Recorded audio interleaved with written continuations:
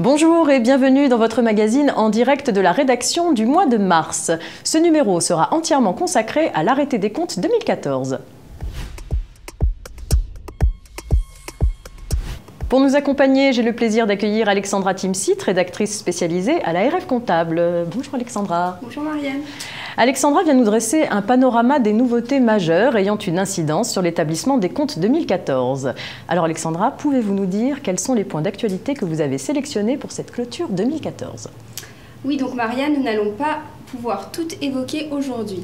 Nous nous consacrons alors aux problématiques comptables et fiscales clés de cette clôture 2014. Nous aborderons tour à tour les thèmes suivants. Tout d'abord, l'importante jurisprudence sur les provisions. Ensuite, nous verrons l'évolution de la doctrine relative à la distinction entre charges, stock et immobilisation. Nous verrons également les modalités de changement de traitement comptable des frais d'émission d'emprunt. Aussi, la nouvelle recommandation concernant les engagements d'indemnité de fin de carrière. Nous verrons aussi les nouveautés s'agissant de l'évaluation de la réserve de participation, le traitement de la charge de sous-activité, charge courante ou exceptionnelle. Enfin, nous aborderons les nouveautés sur le CICE. On commence donc tout de suite par les provisions. Comme chaque année, les provisions et dépréciations sont un point important de l'arrêté des comptes. De nouvelles positions de doctrine et de jurisprudence sont intervenues. Elles permettent généralement d'ajuster les décisions à prendre. Tout d'abord, s'agissant du libre choix de déduction d'une provision, l'entreprise est-elle libre de son choix fiscal quant au sort de la provision ? Donc, un arrêt important du Conseil d'État a précisé que l'entreprise ne peut librement réintégrer une dotation aux provisions si aucun texte fiscal n'interdit sa déduction. Il en résulte qu'une reprise de provision comptable non déduite fiscalement à l'origine, alors qu'aucune règle fiscale n'y faisait obstacle, est imposable au titre de l'exercice de cette reprise. En contrepartie de cette imposition, et pour autant que l'absence de déduction fiscale ne revêt pas un caractère délibéré, il devient alors possible de corriger symétriquement les bilans des exercices précédents. Très bien. La provision pour garantie fait également l'objet de nouveautés. Elle concerne notamment le fait générateur de la provision pour garantie. Qu'en est-il exactement ? Donc, en cas de vente assortie d'une obligation de garantie, l'entreprise vendeuse doit tenir compte à la clôture de l'exercice des charges liées à l'exécution de cette garantie. Elle comptabilise alors un passif sous forme de provision. Fiscalement, selon la doctrine, ce type de provision est déductible lorsque cette charge, entraînée par le jeu de la garantie, se rattache par un lien de probabilité indiscutable à des événements survenus pendant cet exercice ou en cours à sa clôture. Une jurisprudence récente visant la garantie attachée à des véhicules pourrait être lourde de conséquences pour les entreprises du secteur de l'automobile, de l'électroménager ou encore de l'informatique.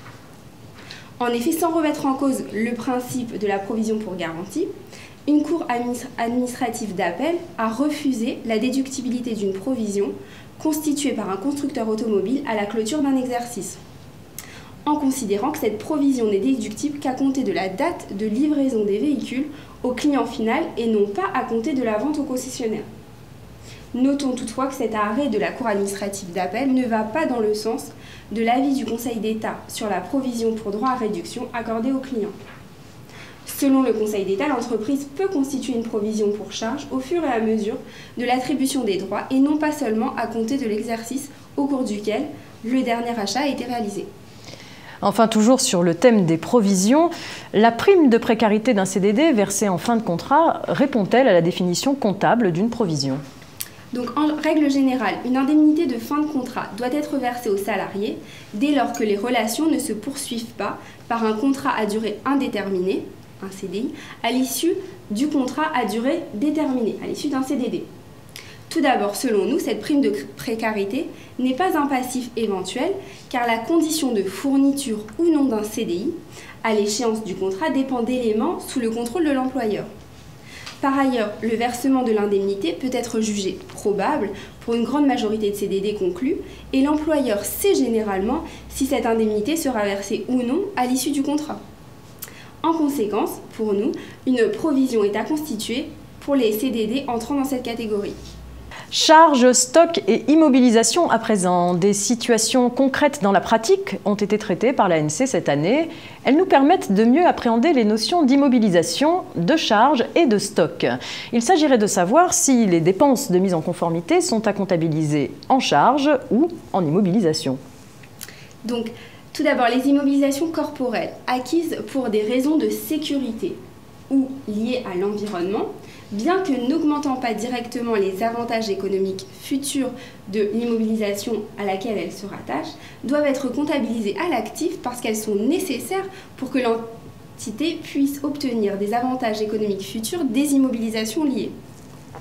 Des conditions spécifiques d'activation pour les dépenses de mise en conformité sont alors établies. Elles devront répondre à 3 conditions cumulatives. Alors, tout d'abord, elles devront constituer des dépenses engagées pour des raisons de sécurité des personnes ou environnementales.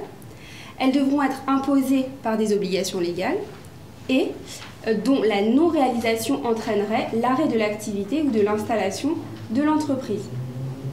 S'agissant des dépenses qui ne répondent pas à ces 3 conditions d'activation spécifiques, pour le collège de l'ANC, elles ne constitueront pas systématiquement alors des charges. Elles doivent être analysées au regard des critères généraux d'activation définis aux articles 212.1 et 212.2 du PCG.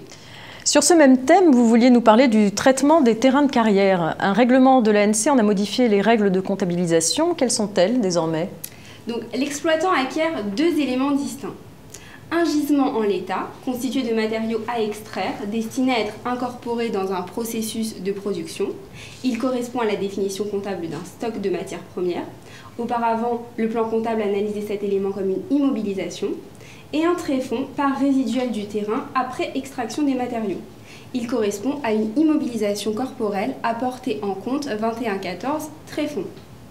Les redevances de fortage constituent un élément du coût d'acquisition des matériaux extraits. Elles sont enregistrées en charge au fur et à mesure de l'extraction des matériaux. Qu'il s'agisse d'une acquisition ou d'un contrat de fortage, les matériaux extraits sont comptabilisés à leur coût de production. Le règlement entre en vigueur pour les exercices ouverts à compter du 1er janvier 2015. Toutefois, une application anticipée est possible. Le changement opéré pour la première comptabilisation de l'acquisition de terrains de carrière s'analyse comme un changement de méthode comptable avec une application rétrospective. Toutefois, compte tenu des difficultés que pourrait représenter la reconstitution de la valeur du stock d'ouverture, les entreprises sont autorisées à évaluer le stock de gisement à l'ouverture de l'exercice de première application à partir de la valeur nette comptable des terrains de gisement figurant dans les comptes de l'immobilisation corporelle à la clôture de l'exercice précédent. Concernant maintenant les frais d'émission d'emprunt, la commission des études comptables de la CNCC précise les modalités de changement d'option comptable pour le traitement des frais d'émission d'emprunt. De quoi s'agit-il, Alexandra? Donc, comptablement, les frais d'émission d'emprunt sont normalement à comprendre dans les charges de l'exercice ou sont à répartir sur la durée de l'emprunt d'une manière appropriée aux modalités de remboursement de l'emprunt. Il est aussi possible de recourir à une répartition linéaire lorsque les résultats obtenus ne sont pas sensiblement différents de la méthode précédente. Fiscalement, les frais d'émission d'emprunt sont en principe immédiatement déduits des résultats du seul exercice au cours duquel ils sont engagés. Toutefois, pour les emprunts qui sont émis depuis 1994 sur option fiscale et irrévocable pour une durée de 2 ans, ces frais peuvent être étalés sur la durée de vie de l'emprunt. Donc on se demande si la mise en œuvre de cette option, prévue fiscalement, est-elle compatible avec le respect du principe de permanence des méthodes. Selon la commission commune de doctrine comptable CNCC-CSOEC, une option fiscale est inopérante sur une règle comptable. Une option fiscale ne justifie pas de changer de méthode de comptabilisation des frais d'émission d'emprunt, sauf à démontrer qu'il s'agit d'un changement exceptionnel dans sa situation et que le changement améliore l'image fidèle des comptes et l'information financière. Très bien. Un point à présent sur les engagements en matière d'indemnité de fin de carrière. Quelles sont les nouveautés? Les dispositions de la recommandation CNC 03R01 relatives aux engagements d'indemnité de fin de carrière, notamment, sont abrogées et remplacées par la recommandation ANC 1302 pour les exercices à partir du 1er janvier 2014. Mais le nouveau texte permet de continuer à appliquer les dispositions de l'ancien avec une grande souplesse pour le premier exercice d'application. Cette recommandation 13.02 de l'ANC, publiée fin 2013, avait notamment pour objectif de permettre aux entreprises de pouvoir continuer à appliquer la recommandation antérieure en introduisant des souplesses d'application selon le nouveau texte du normalisateur français, c'est la méthode 1, et de pouvoir appliquer la nouvelle version d'IAS 19 qui pouvait dans cet objectif être appliquée de façon anticipée dès la clôture 2013. Il s'agit alors de la méthode 2. Pour les entreprises qui n'appliquaient pas l'ancienne recommandation, elles ont des avantages de se référer à la nouvelle. Contrairement donc à l'ancienne recommandation dont l'application imposait la constitution d'une provision en plus de l'information à fournir dans l'annexe, la nouvelle recommandation peut servir de référence seulement pour l'évaluation des engagements, pour donner l'information requise dans l'annexe en dehors de la constatation dans les comptes. La recommandation de l'ANC autorise, comme précédemment, les entreprises et petits groupes de moins de 250 salariés à des modalités simplifiées d'évaluation des engagements définis par eux-mêmes. La recommandation de l'ANC requiert également une information allégée par rapport à l'information exigée antérieurement. Enfin, s'agissant du taux d'actualisation à retenir à la clôture de 2014, en pratique, on pourra prendre le taux de rendement des sociétés cotées en zone euro, par exemple le iBoxx Euro Corporate AA10+, qui est au 31 décembre 2014 de 1,49%. Notons enfin que le taux d'actualisation qui sera retenu sera par contre soumis à la permanence des méthodes d'un exercice à l'autre. Une nouveauté essentielle est parue cette année s'agissant du calcul de la réserve de participation. Que faut-il retenir, Alexandra ? Signalons un changement de doctrine de l'administration fiscale qui s'est rallié en septembre dernier à la décision du Conseil d'État de 2013. Le montant d'IS à déduire du bénéfice fiscal entrant dans la formule de droit commun pour calculer la réserve de participation ne doit plus être minoré d'aucun crédit d'impôt, notamment le crédit d'impôt recherche, le CICE, etc. Très bien.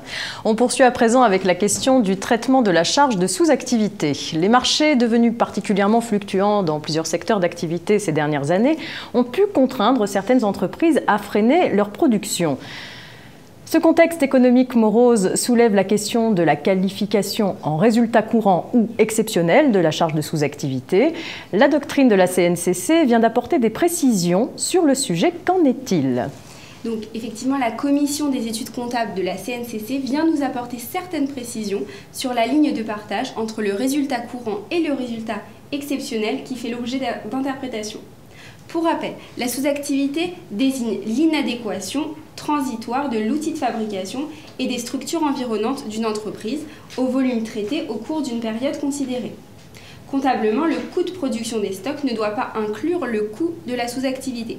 Par conséquent, dans l'hypothèse d'une production inférieure à la capacité normale, la part des charges fixes non imputées est enregistrée dans les charges de l'exercice au cours duquel est constatée la sous-activité. Donc, on se pose la question s'il s'agit de charges courantes ou de charges exceptionnelles. La charge de sous-activité peut être portée au niveau du résultat exceptionnel à condition, premièrement, que l'exercice au cours duquel ont lieu les éléments à l'origine de la charge de sous-activité constitue une année d'adaptation de la société et des moyens humains correspondants, puis que cette adaptation présente un caractère inhabituel, exceptionnel, non récurrent. Lorsque les mesures prises par la société sont liées à des fluctuations récurrentes du marché et au fait que la société n'a pas adapté son outil de production, la charge de sous-activité constitue alors une charge d'exploitation à comptabiliser en résultat d'exploitation. Pour terminer cette édition, Alexandra, je vous propose d'aborder le thème du fameux CICE. Le CICE, ou Crédit d'impôt pour la compétitivité et l'emploi, a pour objet le financement de l'amélioration de la compétitivité des entreprises à travers un certain nombre d'efforts, notamment en matière d'investissement, de recherche, d'innovation, de formation, de recrutement, de prospection de nouveaux marchés ou encore de transition écologique et énergétique. Et quelles sont donc les nouveautés de cette année ? Donc, les principales précisions de doctrine portent sur la mobilisation de la créance de CICE au niveau des schémas comptables, au niveau de la comptabilisation du CICE des entreprises soumises à l'impôt sur le revenu, et enfin au niveau de l'information et le suivi du CICE. Donc, s'agissant tout d'abord de la mobilisation de la créance de CICE au niveau des schémas comptables, la commission commune de doctrine comptable du CSEEC et de la CNCC distingue notamment la cession à titre d'escompte et la cession à titre de garantie pour proposer les schémas comptables. S'agissant du deuxième point, les entreprises qui sont soumises à l'impôt sur le revenu, le crédit d'impôt est accordé aux associés ou au foyer fiscal de la personne et non à la société. Et ainsi, 3 cas sont à considérer. Tout d'abord, premier cas, les sociétés de personnes à l'IR, dont les associés sont des personnes physiques au régime BIC, ne peuvent pas percevoir directement le crédit d'impôt relatif aux salariés employés. Ce crédit d'impôt vient en diminution de l'impôt sur le revenu des associés personnes physiques, proportionnellement à leurs droits dans la société. Aucune écriture comptable n'est à comptabiliser chez la société de personnes. Le deuxième cas, il s'agit des sociétés de personnes à l'IR dont les associés sont des personnes soumises à l'IS.